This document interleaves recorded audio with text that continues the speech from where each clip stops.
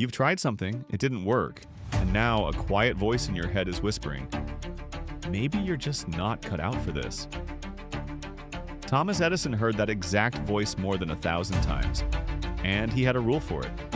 Failure wasn't the wall, it was the path. Here's what Edison actually did when that voice showed up in his Menlo Park lab. He picked up a pen. Every single experiment got written down, not just the ones that worked. Every failure, every dead end, every material that burned out too fast or glowed too dim. His notebooks didn't read like a record of defeat. They read like a map, because that's exactly what they were. Think about what that habit actually does to your brain. When you sit down after something goes wrong and write what happened, you stop being the person who failed. You become the person studying the failure. That's not a small shift. That's the difference between quitting and continuing. Edison wasn't grinding through sheer stubbornness. He was running a system. Each ruined filament told him something. Each notebook entry narrowed the field of what to try next. That single word, found, is doing more work than it looks like. He didn't say, I've failed 10,000 times. He said he'd found 10,000 ways that won't work. Not endured, not survived. Found, the word a scientist uses, not someone absorbing a gut punch. That reframe lands harder once you see the notebooks behind it. Here's what that means for you. Every time you've tried something and it didn't land, the project that flopped, the attempt that embarrassed you, the plan that completely fell apart, you weren't failing.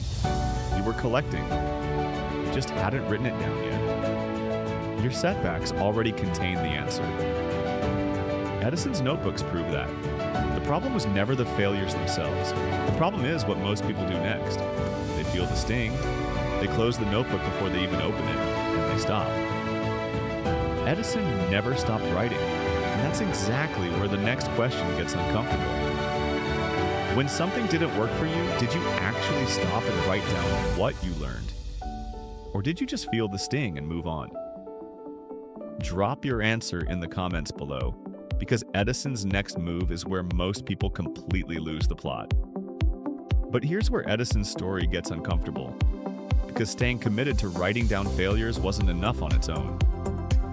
After documenting experiment after experiment in that Menlo Park lab, Edison's notebook started telling him something he didn't want to hear. Carbon filament wasn't going to work. Not with more tries, not with harder effort. The material itself was the wrong answer. And this is the moment most people miss entirely when they tell the Edison story. Persistence doesn't mean doing the same thing harder. It means staying committed to the goal while staying flexible about the method. So Edison pivoted. He tested platinum. That failed too, but in a different, more instructive way. He kept moving. Eventually, he landed on bamboo, a material so far outside the original thinking that it sounds almost accidental. It wasn't. It was the logical conclusion of a system that treated every failure as a redirect, not a dead end. Each switch wasn't giving up. It was upgrading the strategy based on what the data actually said. And when Edison genuinely couldn't see the next move alone, he didn't white-knuckle it in isolation. He brought his team in. Fresh eyes, different instincts, perspectives he didn't have. That wasn't weakness, that was leverage. Adaptability isn't just about changing your approach. It's about being honest enough to admit when your current angle has run out of road.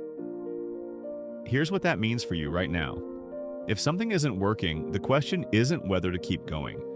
The question is whether you're willing to change how you're going. Edison never quit on the light bulb.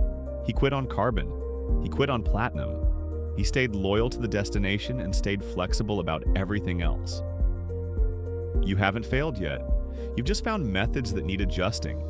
The only version of this story where you actually lose is the one where you stop before the bamboo.